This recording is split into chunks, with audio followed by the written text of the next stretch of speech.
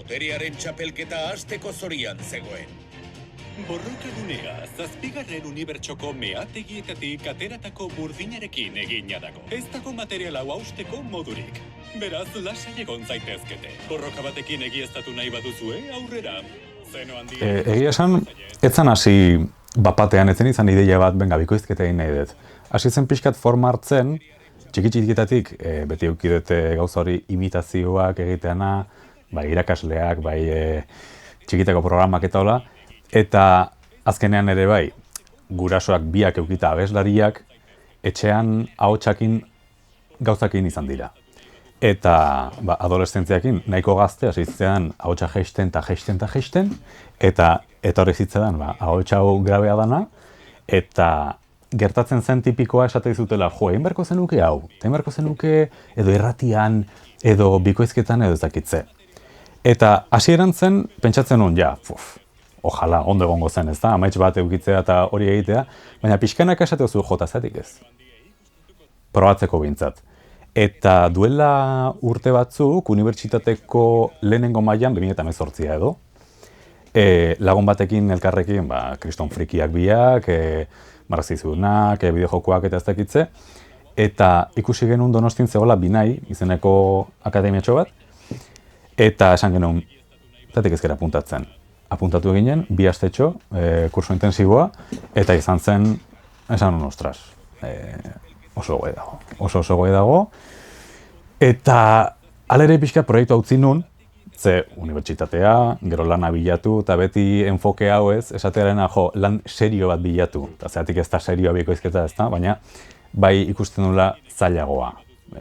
Ez hain erraxa, ez dakit kazetaritza edo ikusentzunezko beste mundutatik tiraka, eta bueno, baina alere, handik urte batzutara berriz apuntatu, eta izu, azkenean tokatu da. Bereziki plataformengatik, primeran da nagusiena ikusentzunezkoetan, egon da kriston egoera, azken urteetan. Jakin dudanagatik, eta pixka nabarmena ere batzen etzegolako. 2000 ez dakit, pandemia baino lehen esan dezagun, nik bai aipatutako kurso horretan, azkenean ustez galdetu geniola irakasleari edo, esan genion, eta ontaz badago lana, nola dago egoera, eta berak esan zigun zintzotasun osoz, momentu hartan, ez zegoela gauza handirik. Eta ikusten zen, esan dugun bezala, telebistan taola ez zegon bikoizketarik, eta ez zen gauza berririk egiten. Piskat orokorrean ikusentzunezkoetan, baina bikoizketan, 0.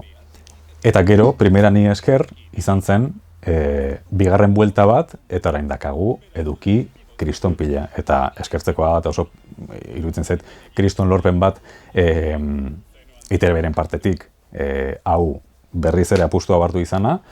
Eta nik nola ikusi duan barrutik, gauza gutxi, egia esan nik lan egin dut momentuz, eguneko egunean, ekoiztetxe bakar baterako. Eta ekoiztetxe horrek egiten du bereziki EITB-erako lan. EITB-ek bidaltzen ditu bere telesailak eta filmak eta denetarik. Hor, uste dut, produktoran bertan itzultzen dira, eta konbokatoriak egiten dira, zuzendirek jarri, eta horiek ja deitzen dituzte aktoreak.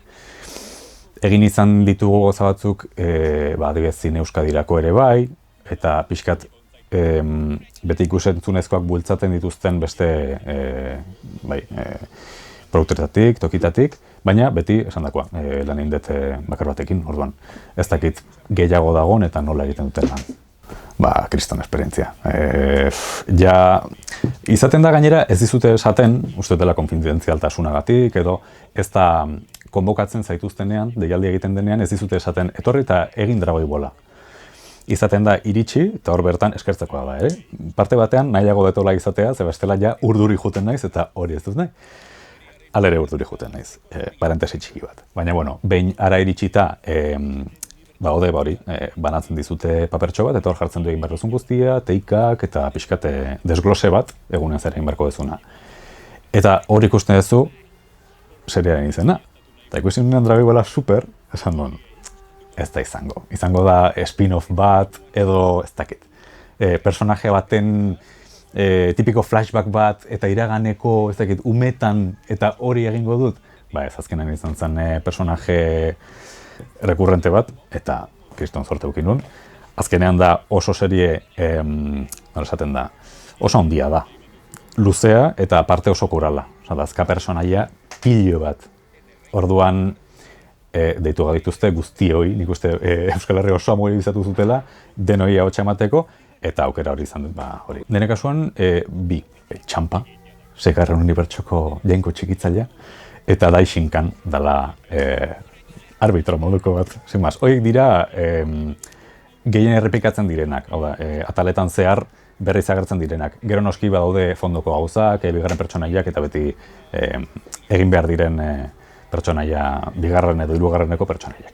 Ja, bueno, horiek izan diren ere ilusioak, bi horiek, bai. Joe, ez dut inoz pentsatu. Ostras, galdera ona. Txikitan nik Dragon Balla bai, alere gutxi ikusten nun, Osa, ilusia handia izan zen, baina nun hainbeste ikusten, adibidez One Piece bai ikusten nun, asko, eta zan nire pasioa, One Pieceko zerbait bikoiztea izango zen egundokoa. Ez dakit nor, ez dakit jartzen orain gaiztoren bat, segurazki, niri nahiko, bai, normalean gaiztoak egiteko ditzen diote.